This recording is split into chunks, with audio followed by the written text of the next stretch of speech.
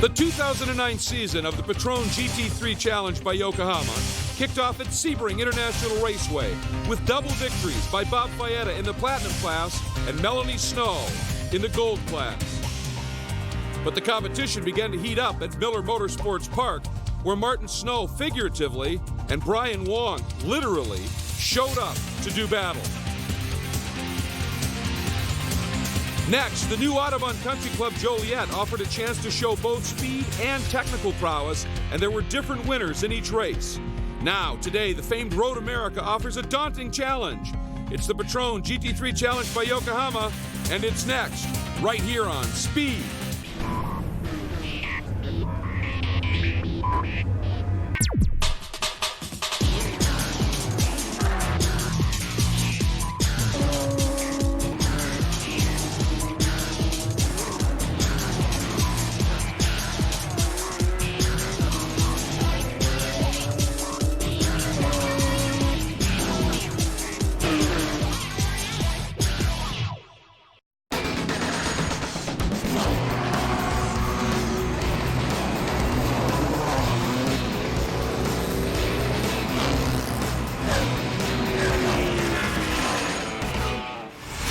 The opening 6 rounds of the Patron GT3 Challenge by Yokohama have occurred with breaks, long ones, in between the various venues. But now we hit crunch time in the championship. Only 1 week off between 3 consecutive rounds of racing means the action is intense. This is when the championship may well be won or lost.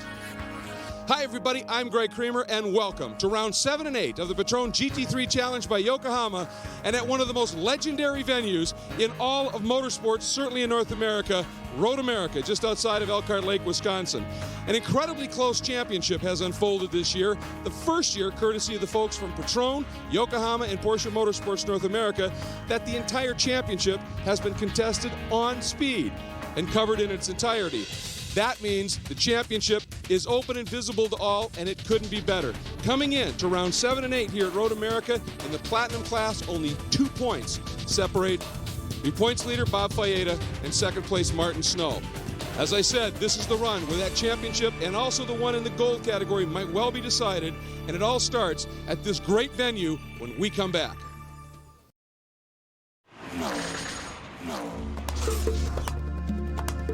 The Patron GT3 Challenge by Yokohama is presented by the Patron Spirits Company, where some things are debatable and some are not. By Yokohama, the official tire of the Patron GT3 Challenge by Yokohama, and by Speed. And welcome back, everybody. You know, one thing that's been a great development courtesy of Patron Spirits Company is the debates. And one thing that is certainly not debatable when you talk about Road America is that it is a legendary, phenomenal venue. But how do you conquer it? That may be a different story. Let's find out.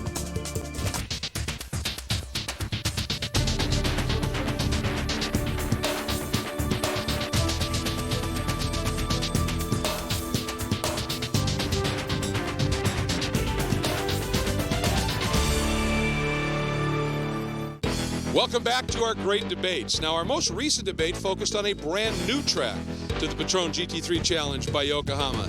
Today's debate focuses on one of the most legendary, Road America.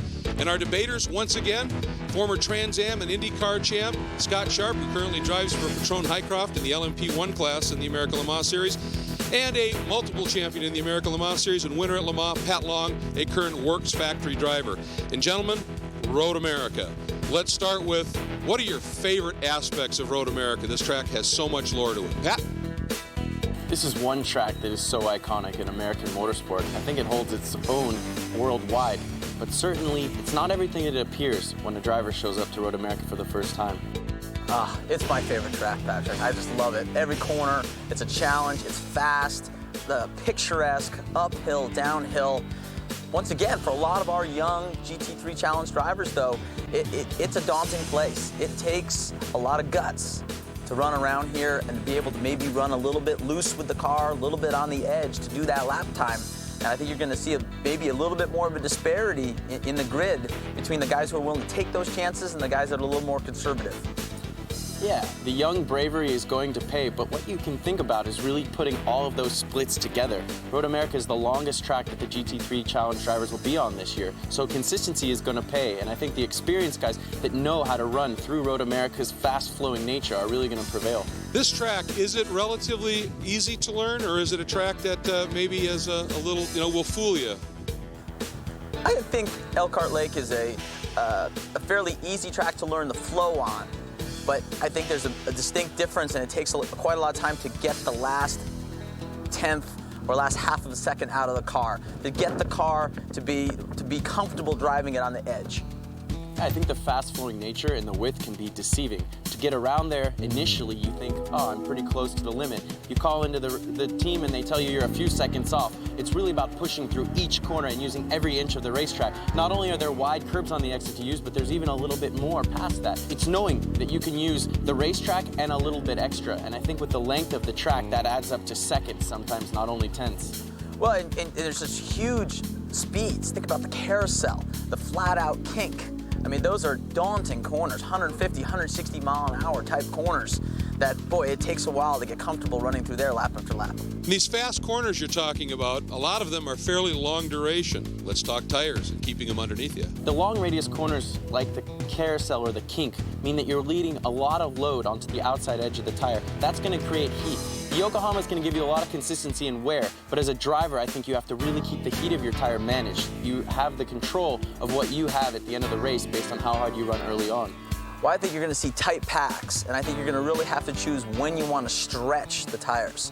Wait for that opportunity and maybe take that lap. Okay, I've got a lap or two to go. I'm a little quicker than the guy in front of me. Now's my time. Okay, I'm going to use the tires the hardest right now, because after a lap or two, they're going to be cooked. Okay, we've heard about all of the things you need to do to be fast, to save tires, to do that, but if we put them all together, what is the key to winning at Road America? I think the key to winning at Road America is like every other racetrack in the GT3 Challenge. It's consistency, it's putting a whole race together, qualifying up front, racing hard, but not taking any fenders off on your way through. I agree. I think it's going to be big action, especially the first couple laps in the braking zones. There's people who are going to be trying to take advantage. You see guys coming from a long ways away. You're going to have to be smart. You're going to have to filter your way through all that and put yourself in position to take advantage of other people's problems. I think importantly, you've got to make sure you keep your Patron tasting till after the race. I have to think Wisconsin cheese combined with bratwurst and a few too many hours at Siebkens could prove to be detrimental to your race weekend. Maybe keep that till Sunday night. The legendary Road America. Not just the track itself, but the ambiance of the Wisconsin countryside and the track food at Road America. Some things are debatable. Certainly, some things aren't. And there's a look at one of the many great concession areas at Road America. That smoke coming from brats and corn on the cob. Good stuff. Speaking of good stuff, another phenomenal qualifying run in the Platinum class. Here is your grid. Bob Fayeda and Mitch Pagery. His first front row start, the margin 6/1000ths of a second. Row 2, Martin Snow and a resurgent Darrell Carlisle. Row 3 is Amadeo Quiros and Galen Beeker. Both of them being very consistent. Then Bill Sweedler and Tim Rosengrant in the Tim's Auto Body Porsche. Then Brent Holden and Don Pickering. And up next, a couple of guys who seem to find themselves on the track and battle furiously, Bob Rodriguez and Bob Hennef. Then Nick Parker and Ed Brown. Then John Baker and Brad Larson. As we take a look at the last row, we also wanted to make sure we got a chance to visit with our front row. Here they are. Be a good advantage. Martin, qualified third. I've got Mitch Pagery back there, so being up front really is going to be an advantage for me. I think getting the jump on the start definitely helps out on a long track like this. These guys behind me are really good drivers. They're going to be right there, I'm sure, the whole race, so it's a matter of just staying up front, not making any mistakes, and hopefully being there at the end. It's really just about putting a full lap together. We've been working real hard. We don't have the same track time as everyone else, but thankfully, we were able to put it together. My crew, Alex Jobe Racing, Porsche Motorsports, Yokohama, everyone's, plays a big part, and we're really happy to be here. And maybe we can get something done this first race. Maybe better than the third, second, maybe first.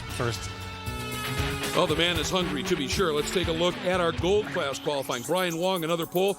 Ben McCracken and Steve Goldman are both back after missing a few rounds. Points leader Melanie Snow only fourth. Reasons for that: Wes Hoagland and Paul Barnhart, after missing the last couple of rounds, back as well.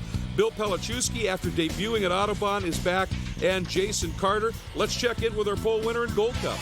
I'm looking forward to it a lot. You know, we're starting up front. We got a great qualifying run, and it looks like we got a little cushion between the Platinum cars and myself. And so I'm just looking forward to going out there and just have a good, solid race and hopefully bring it home a victory. I have nothing really to lose. I'm not running for the championship, so I'm coming in here. Every race, I want to win. So that's my job, and that's my goal.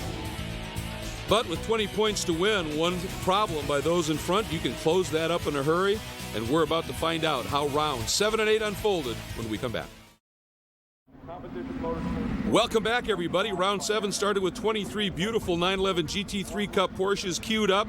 Remember, 2 different classes, the Gold Cup for 2005, 6, and 7 cars, Platinum class for the 08 and 09 builds.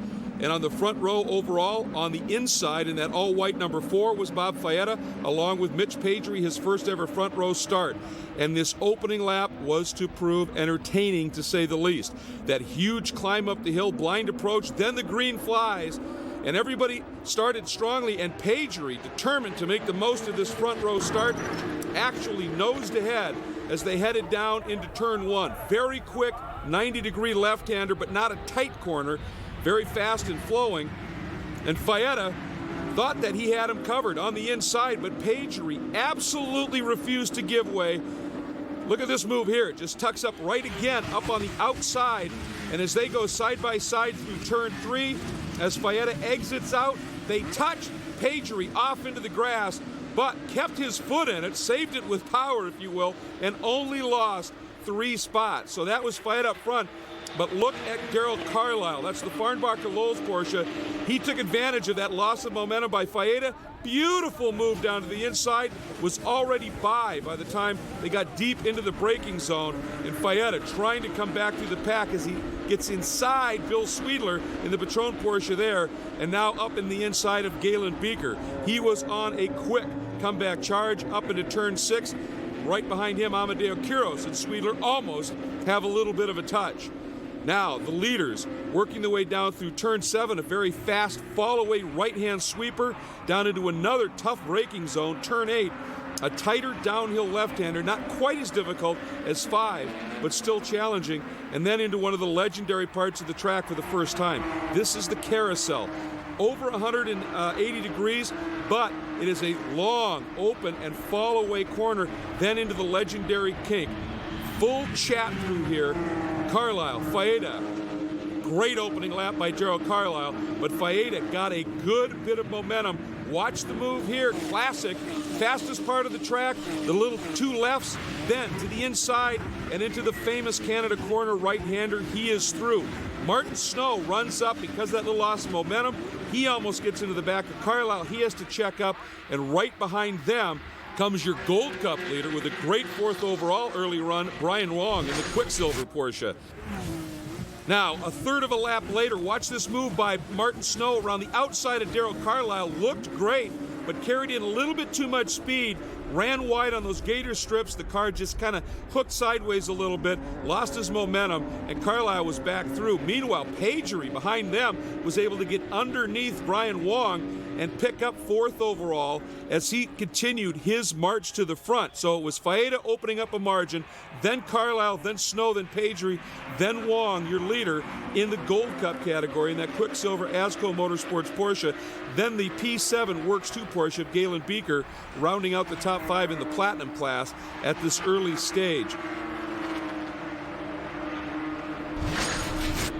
Up front, though, the story was one of Bob Faetta drawing away. All of that cut and thrust and dicing behind him and the cost of momentum that creates allowed him to open up a big margin, and really the battle for the overall lead was pretty much decided at this point. Bob Faetta is an incredibly talented driver, but behind him, the battle was on. Now watch Martin Snow.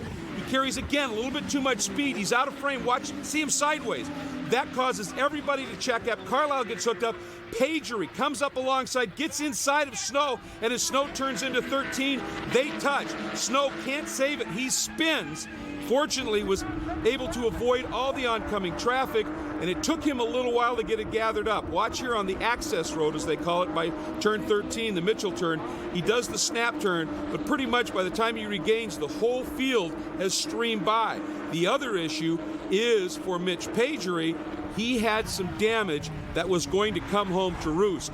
Meanwhile, that puts Carlisle back into second, and right here, the battle is on between Galen Beeker and that Porsche, a white Porsche with the red and yellow trim, and right behind him, the multicolored car of Amadeo Quiros, and not far behind them, in fact, closing quickly, was the green Patron Porsche of Bill Sweedler. Brian Wong continued to lead in the Gold Cup class, but then these three Platinum cars battling furiously behind him. First in the queue here is Darrell Carlisle. What a season he has had starting at Autobahn, and has been very fast there. Was quick off the trailer here. That Farnbacher Lowes Porsche is really dialed well. Then there's Wong, but you can see Beeker right behind him, then Quiros, then Sweedler, and here's what we're talking about. The 23 of Pagery for Alex Jobe Racing, the Unlimited Electrical Contractors Porsche in the pits.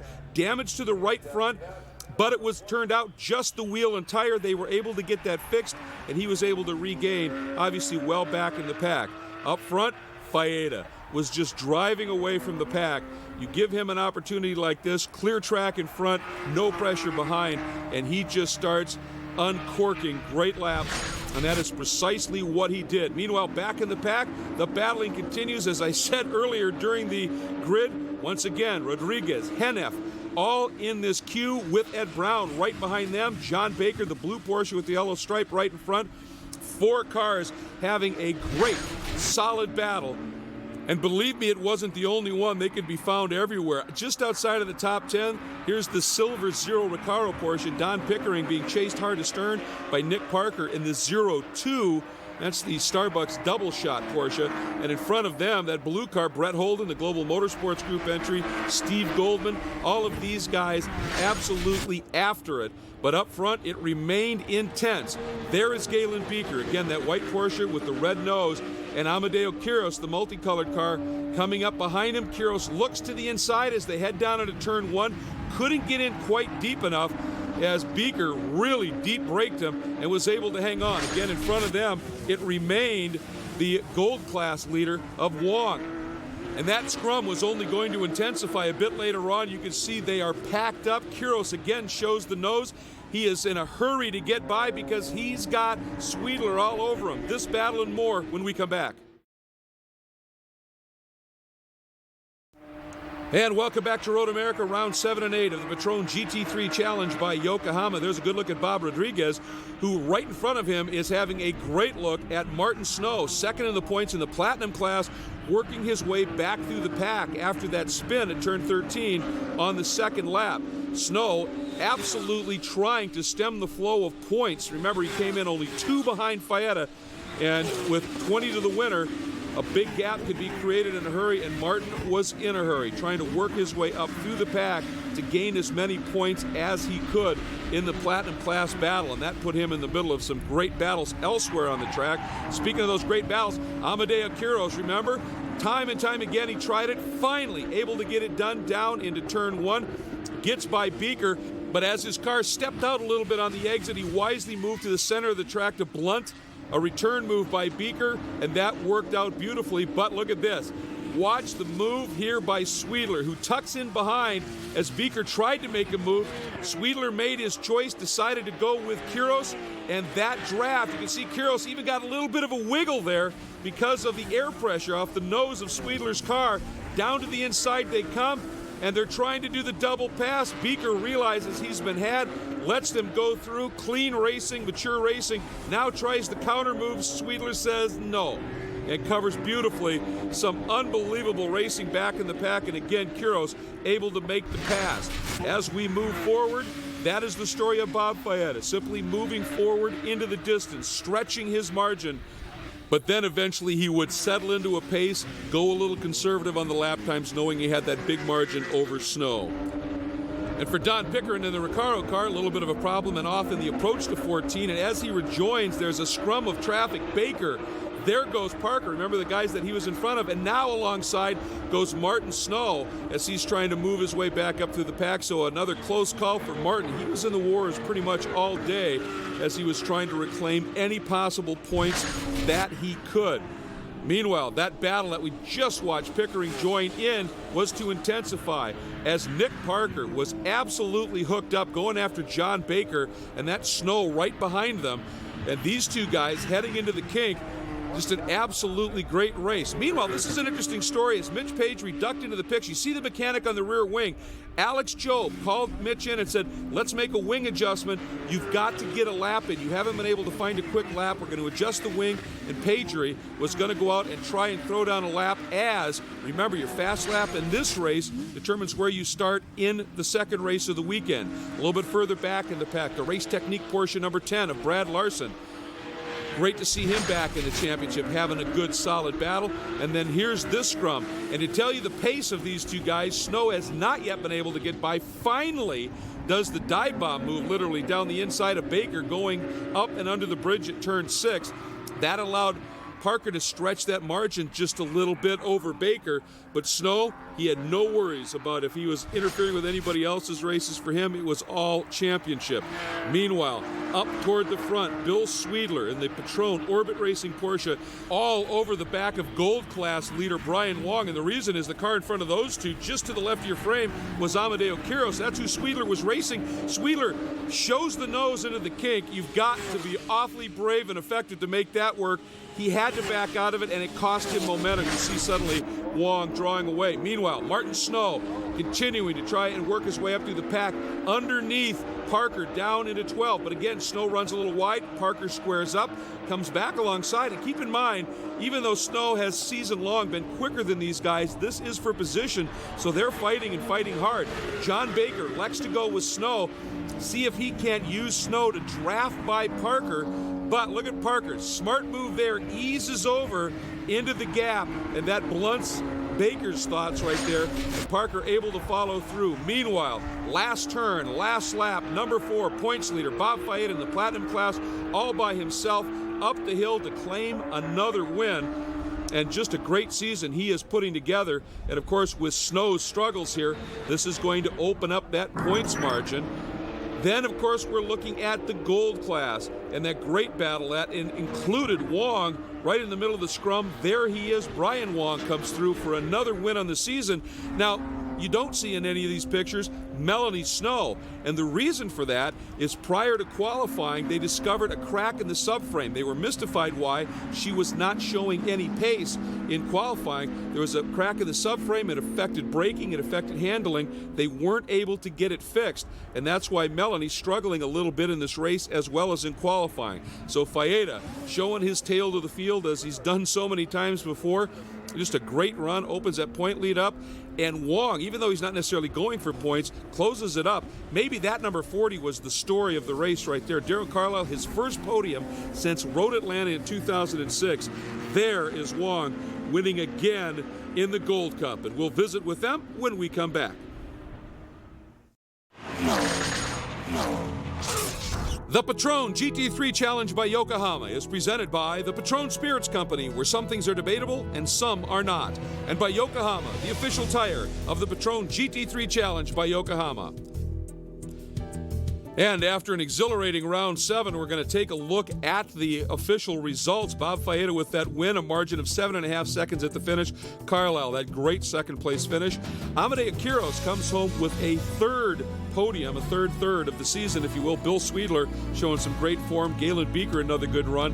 And then Rosengren Holden. Martin Snow in 8th. That's the story, because remember, he and Fayeda came in with 2 points separating them.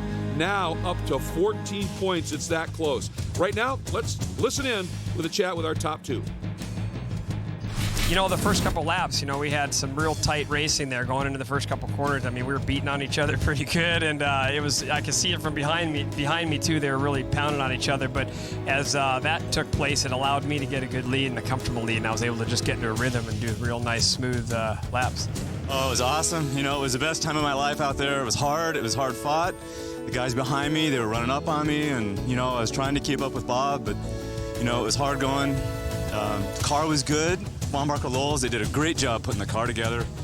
Been working with Andrew Davis, and he put me together and taught me how to drive this car. So it all kind of came together this weekend. Well, at this point in the season, clearly Carlisle willing to use all the arrows in the quiver, and a coach can really pay huge dividends. Here's the rest of the Platinum Class results. Hennef and Rodriguez in that battle for 11th, they find each other, and man, they put on some great battles. Ed Brown, Brad Larson coming up as well. Parker, a little bit of an issue near the end.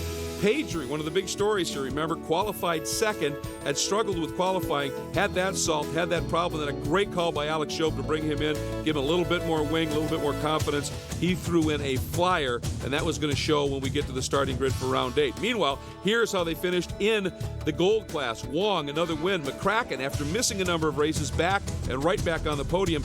Melanie Snow, a big gift near the end, as Wes Hoagland, who you see who finished 7th, was actually running 3rd, had an off on the last lap. Melanie was able to sneak through, and as a result, was able to pick up 3rd, keep that remarkable podium streak that she has going fully intact, and of course help herself in the points. But now let's check in with Brian Wong.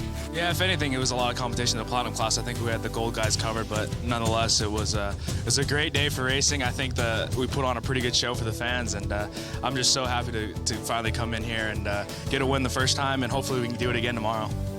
Yeah, the man's all about the sweep, and why not? And you know, in this series, certainly everybody benefits from running these glorious Porsches, but the teams have an equally good pedigree.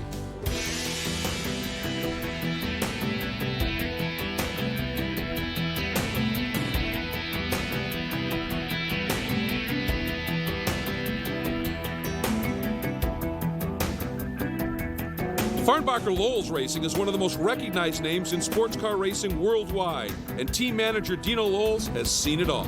It's started out as a hobby passion, but as many things do, it evolved. We made our debut in the Speed GT series in 2005, went on to have Daytona wins, podiums at Le Mans. Now currently running as a factory team in the American Le Mans series, supporting our clients in the Grand Am series, and of course supporting the IMSA GT3 Cup Challenge. As a past GT3 champion, that support runs deep for Dino, and his experience behind the wheel gave him both the confidence and know-how to run a winning team. Yeah, it definitely helps to relate to these guys, the kinds of problems that they have when the car comes in, it's doing this, it's not doing this. It really makes the communication a lot easier. I drove in 2006, and being a part of this series was such an incredible learning experience. Really a great group of people, a great place to grow and learn about the art of race car driving. Following the 2006 championship, Dino's time in the car had to be put on hold, but only to expand his role within the team. Yeah, it seemed the best decision there was to put a halt to the racing a little bit, concentrate more on school, finish that up, and then really get into the business side of this. I still have a tremendous passion for driving, and I'm going to get back in the car pretty soon.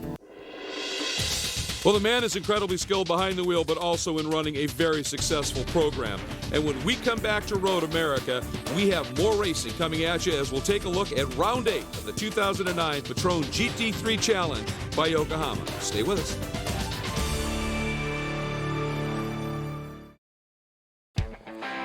Welcome back to Road America, everybody, as we are ready to take a look at the 8th round of the 2009 Patron GT3 Challenge by Yokohama. And of course, keep in mind that the qualifying and starting lineup for this race is based on fast times in the previous race. Mitch Pedri, remember that wing change? It paid off, he got pole. Row 2, Quiros and Sweedler behind Pedri and Faeta. Row number 3, Galen Beaker and Darrell Carlisle. Even though he had that great finish, didn't quite have the run he wanted. They made some adjustments. Martin Snow, look at that, able to fight his way up into the top 8. That was huge. Brent Holden and Nick Parker. Next up is Don Pickering and John Baker, both of them having great races. Then in row 7, it's Bob Hennef and Bob Rodriguez. When they qualify that close, you can bet they're going to be racing each other that close. Then Ed Brown and Brad Larson fill out the 8th row, 9th row, Brett Curtis and Peter Lasafra. You'll notice Peter did not get a time. Now we go to the Gold Cup. It's Brian Wong and Wes Hoagland. Even though he had that off and lost the podium, he was quick. Melanie Snow next up over Steve Goldman. Still were not able to get that subframe fixed, so she's racing with a bit of a deficit. McCracken with his podium, not able to get into the top 2 rows. In row 4, it's Barnhart and Jason Carter completing the Gold Cup class.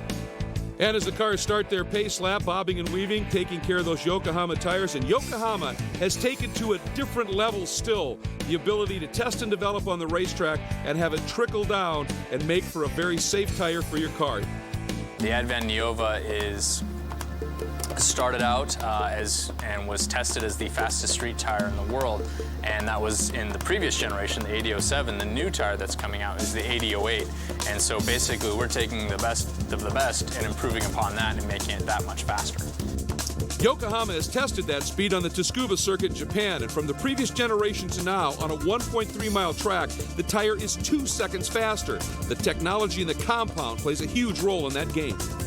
Just as in our ENVR1, where it is a ton of technology is put into the compound. Same thing with the 8008 tire. It features hyperdensity carbon within the microsilica compound, which enables it to handle very, very high loads in both wet and dry traction. Yet it's not only the compound, but also the construction of the tire that adds to its drivability. The steel inserts within the sidewall minimize deflection, giving the driver a much more confident feel on turn-in and under braking. And these advantages are now available to more consumers than ever. In the 8007 lineup, we had only 17 and 18-inch options. With the 8008, we're moving forward and having everything from 15 to 19. So all the popular sizes: 205, 50, 15, 225, 45, 17, 235, 35, 19, and 295, 30, 19. So basically hitting all the most popular vehicles that are out on the road. And the on-track development of their radical new ENVR1 orange oil infused tire that they use in this series will continue as well. We've been told that they've learned a lot this season and will apply those changes next year, so that technology continues to grow and I think is the future of the sport, environmentally friendly tires. Meanwhile, we've got some racing to get to. 8th round of the series. Pace car is in it for the first time, the field being led to the green by Mitch Pagery and the Unlimited Electrical Contractors' Alex Joe Porsche. What a great call by Alex and a great lap by Mitch. Green flag flies and Pagery noses ahead, but Faeda doing just what Pagery did to him in the previous round from that outside spot, trying to get the nose in front and come along. Wasn't going to work this time. Pagery, a beautiful defensive line right down the center, then deep braked into one. But look at Sweedler in that Patron Orbit Racing green Patron-colored car. A great launch for Sweedler up into third, around Carlisle. Then Quiros.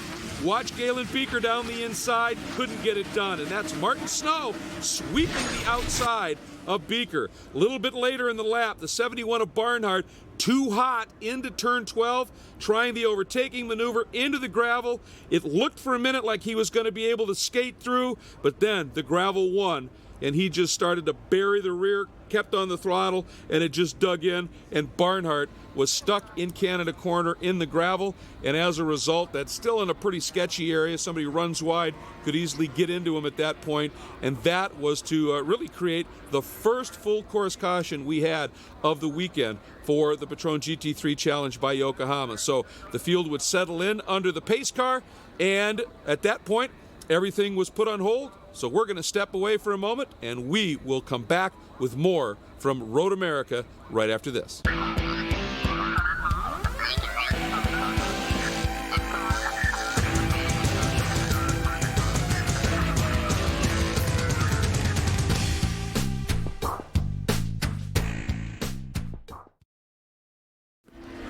We are back at Road America, the 8th round of the Patron GT3 Challenge by Yokohama, under a full course caution in the early going.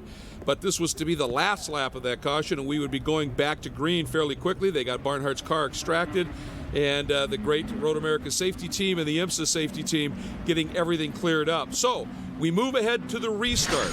You can see a couple of drivers with wipers on. There was a little mist in the air as we go back to green. Mitch Pagery taking his Unlimited Electrical Contractors Porsche into the lead. Faeda right there, but look at this move by Daryl Carlisle. Again, that Farnbacher-Lowell's Porsche was absolutely stout.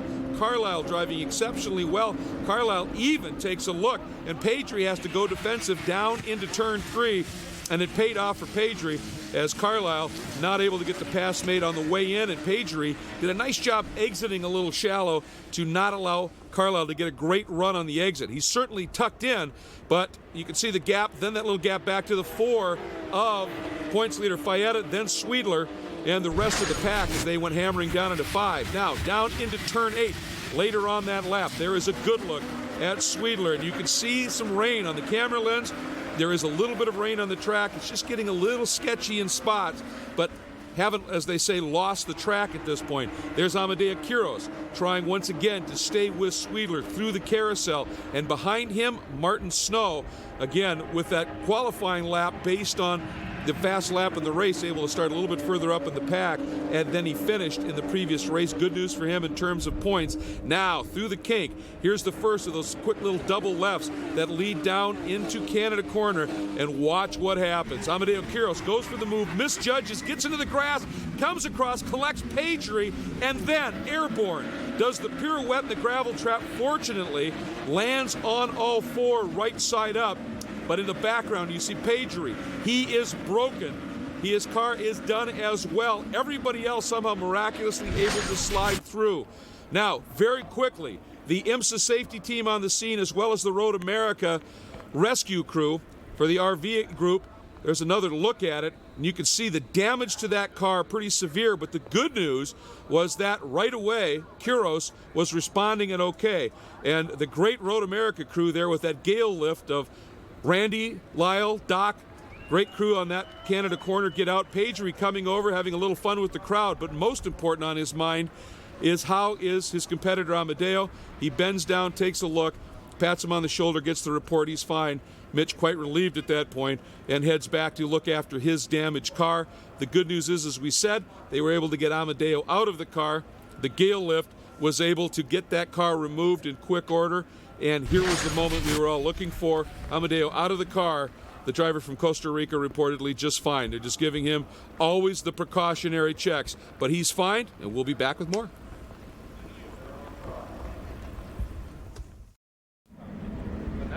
Back at Road America, things of course under a full course caution due to the huge incident with Amadeo Quiros that also took out leader Mitch Pagery.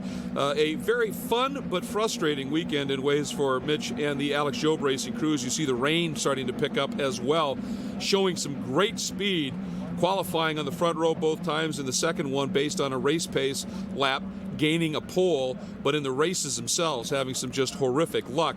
Not the same story for Carlisle, who showed good pace, but in the races had some tremendous results, and great to see that in that Farnbacher-Lowles car as you take a look at the field coming through. For Martin Snow, you know, as this caution is unfolding, he's chomping at the bit, wanting to get back to racing and try and get by some of these guys, get closer to the number 4 of Bob Fayetta, and try and, if he can, get in front of him somehow and try and take back a couple of points. But Carlisle was looking very quick. That car was working very well. And Bill Sweedler, who has been fast all season long, finally showing in the results column after missing a couple of rounds, and that's good to see. Now, unfortunately, the cleanup was taking so long, and keep in mind these are 30-minute sprint races, and when this accident happened, plus the cleanup, they realized there was no chance they were going to be able to get this one back to green, and so it was adjudged it was going to have to finish under a full course caution, and that locked in a win for Darrell Carlisle. And, you know, in the early part of the race, only he and Fayetta got into the 2-minute 19-second lap range. And as I said, Carlisle was driving brilliantly. The car was working. It was Fayetta who was a smidge quicker, but that's not to say he could have gotten by. Without a doubt, Carlisle, some great stuff in the early part of this race is what paid off. And the fact that he did not get collected by Quiros, and he dipped the brake just before Quiros came breezing through. And that was a huge moment for him. And so at this point, he was just leading him around, and this was the final time out of turn 14. Carlisle going to drive up the hill and get a checkered flag. What a weekend, with his first podium since 06 in round 7 and a win today. And keep in mind, Melanie Snow, again, not able to win or challenge, but with that crack in the subframe, another third place finish in that podium streak going to be nice. And with the rain coming down, they're on race slicks. It's cool because of the pace lap. There just was not a better decision to make than to checker this one instead of create some carnage. And you just don't want to see that happen. So Carlisle able to bring it home again under the full course caution to get the win, as does Brian Wong. So he sweeps the weekend, and that's a big one for him as well. And obviously, you always want to finish your race under green, but just because of the length of the cleanup, and the issues that it just takes time, so much time to get those cars cleaned up when you have a wreck of that severity and all the damage. And of course the fact that the rain coming down as well slows down the laps, and just the time constraints. This was the only option, the only smart option, and for the drivers that were able to finish well because of it, they won't be too upset about it. For the other drivers, of course, they would have preferred differently, perhaps most notably, again, Martin Snow, who would have liked a chance to be able to come up and see what he could have done in terms of getting through this pack. But nonetheless, there's no doubt that the winners certainly earned it, and we are going to hear from them when we come back.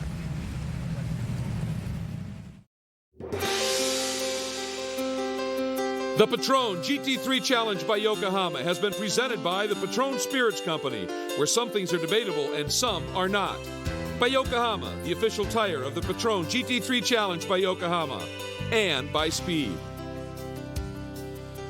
Well, 8th round of the Patron GT3 Challenge by Yokohama complete. Darrell Carlisle completing a fabulous weekend with a win. Bob Fayetta earning some great points. Bill Sweedler, a great podium, well earned. Martin Snow with a 4th, able to help out a little bit, although he did lose a few more points to Fayetta. Then Beaker, Nick Parker, another great finish, Tim Rosengrant, Brett Holden, Don Pickering, and Bob Rodriguez completing the top 10 in the running order. But perhaps the story of the weekend was Farnbacher Lowles and Darrell Carlisle.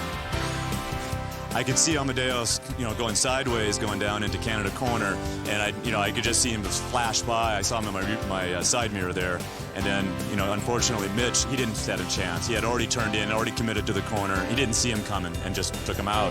So it was unfortunate for Mitch. It was a bad incident for him. But we made some good moves. The car was excellent. It just was easy to drive. I didn't have any issues, and we got some good runs. So the passing that I made, was easy. Actually, I didn't have too many issues, and so I stayed out of trouble, and here we are.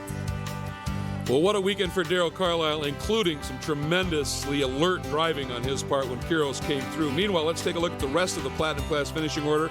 Brad Larson, the Race Technique Porsche, working his way up almost into the top 10. Nice job there. John Baker, Hennef, then Pedri and Quiros, of course, involved in that incident, and Ed Brown and La Safra having some other problems. But Pedri and Quiros, the good news there, both of them are okay. And for our points leader, Bob Fayetta, even though it was a second, it was good points. Really took a burden off my shoulders. I think having a significant point lead going to the next race is going to really change my game plan, as it did today. I just tried to stay out of trouble. Glad I wasn't running first when that accident happened back in Canada Corner, because that could have been me in the gravel, and then things would have gone back to where we started. And with a nice little point margin that gives him a little bit of a comfort zone. In our gold class, here are the results. Wong sweeps the weekend. McCracken, another second place. Great weekend for him. Melanie Snow keeps that podium streak alive.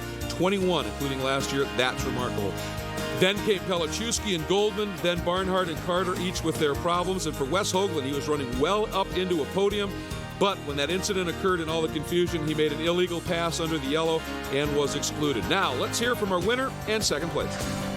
It's very exciting, Mother Nature had our back today, and but we worked hard enough to get ourselves in this position, to be on the pole, and just keep it on the track with this crazy weather that we had today. But no, all in all, I'm excited to get both wins this weekend, and I can't thank the Quicksilver Osco Motorsports guys enough, and they really gave me a good car, and I just had to do my job and bring it home to a victory. No, I had we kind of oversmarted ourselves yesterday. I had a great qualifying, and not so good a mid-race, and kind of dropped back, but still hold on to second. So we got smart and went back to my qualifying setup. I started, I think, 15th, 6th in class, and just got after it when the race started and passed for all my positions before the caution came out. Got back into contention and was really looking to go green again, because Brian was only that one car in front of me, and I really wanted a shot at him. I just didn't get it. Let's hope we see a lot more of him this season. Let's take a look at the points in the Platinum class after the 7th and 8th rounds. And remember at the top of the show where I talked about that this was the point in the championship where you could win it or lose it? Well, for Martin Snow, he came in only 2 points behind Fayetta. He leaves here 18 points back. That is how big that swing is. Baker is able to make up a little bit. Carlisle clearly on the move. then Quiros, and for Pedri, he could have been a lot closer, but for the problems he had in the race, and certainly with that contact, it's an unfortunate development. But that's the intensity of it. Now let's take a look in the gold category. And coming in here, Melanie Snow had a 40-point margin on Wong. That's been reduced to 32. Still an awful lot to make up. That's why Brian Wong says, I'm focusing on race wins. If the points develop, well, that's just fine. Great to see McCracken back, Goldman back. Hopefully they'll be around for the rest of the championship. And Wes Hoagland, who missed a few rounds, certainly showing tremendous speed and the ability to make up some points. But Melanie Snow, with that tremendous start to the season and that podium streak, is awfully good in terms of being a point-scoring machine. And with that, round 7 and 8 of the championship are over, and both of them exciting and in their own ways, unique and intriguing, certainly, and have had some serious implication on the points as well. So the next round of the championship is going to be a crucial one, certainly, and we look forward to that unfolding at Mosport International Raceway. A big thanks to the folks from Patron Spirits Company, from Yokohama Tire Corporation, and Porsche Motorsports North America, as well as all the officials from IMSA, and a big thanks to all the volunteers. Next show coming up from Mosport, September 19th, 1 a.m. Eastern. Join us there. Take care.